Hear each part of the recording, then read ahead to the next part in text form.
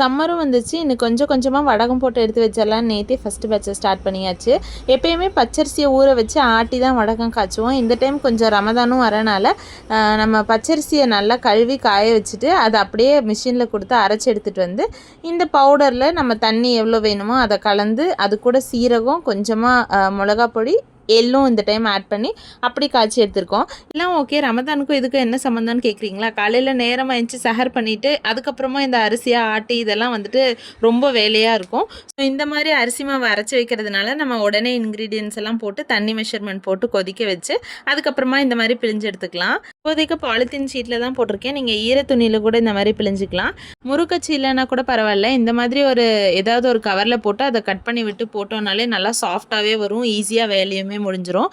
இல்லைன்னா நீங்கள் கில்லு வடகமாக கூட பிடிச்சி எடுத்து வைக்கலாம். ஒரே நாள்லேயே காஞ்சிரும். இதை அப்படியே ரிமூவ் பண்ணிவிட்டு ஒரு பிளேட்டில் மாற்றி 2வது நாள் நல்லா காய வச்சு எடுத்துடலாம்.